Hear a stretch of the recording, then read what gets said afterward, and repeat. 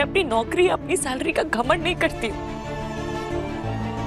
पर मेरे माँ पापा ने मुझे यही सिखाया कि जो सुख मिल बांट कर खाने में है ना,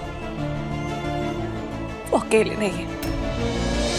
ये मियाँ, जिसे तुम अपनी बेटी मानते हो ना, तुम इतना ही सच कह रहे हो तो उसके सर पर हाथ रख के कसम खाओ कि तुमने राधिका दी को एक भी पैसे नहीं दिए।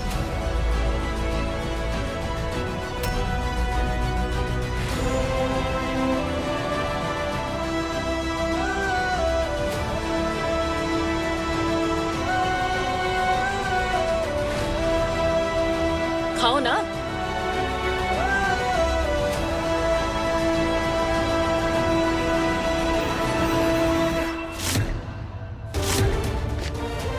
ये लीजिए। पर हाँ, कुछ भी हो जाए, राधिका जी को इस बारे में पता नहीं चलना चाहिए।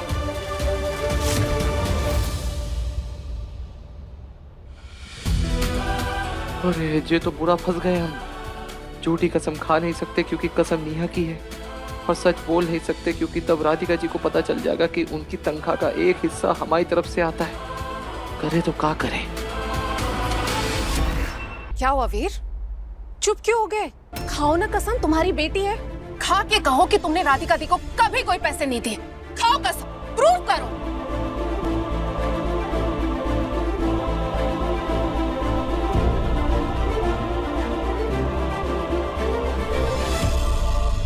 ऐश्वर्या जी,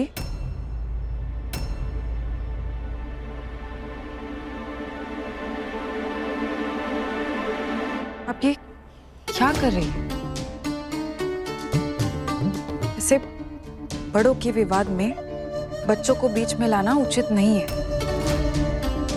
और बच्चों की कस्में खिलवाना भी बिल्कुल उचित नहीं है।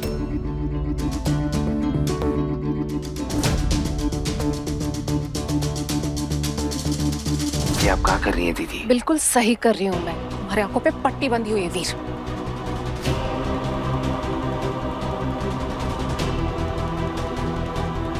ये मेरे पिछले 6 महीने की सैलरी स्लिप्स हैं और मेरे बैंक स्टेटमेंट्स भी। इसमें मेरी इनकम, मेरा एक्सपेंडिचर सब पता चल जाएगा तुम्हें।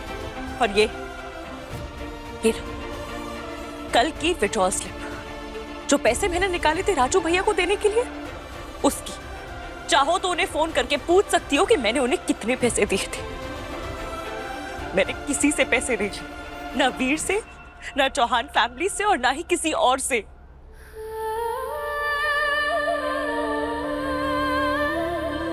वो प्योरली मेरी सेविंग्स के पैसे थे जिससे मैंने अपने भाई की मदद की, और मुझे ये एक्सेप्ट करने में कोई प्रॉब्लम नहीं है।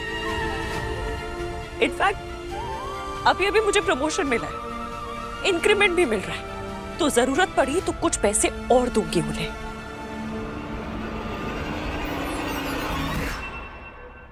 एक तो पहले ही हमको कुछ सूझ नहीं रहा है कि पैसे कहां से लाएं, ऊपर से जो ऐश्वर्या दीदी सुबह सुबह माइंड का मट्ठा करती है।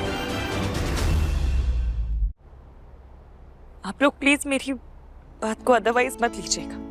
मैं अपनी नौकरी, अपनी सैलरी का घमंड नहीं करती हूँ,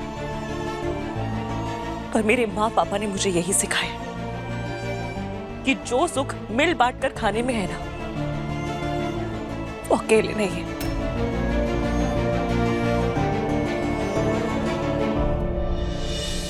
इसलिए मुझसे जब जितना बन पड़ता है मैं अपनों के लिए करती हूँ, और आगे भी करूंगी।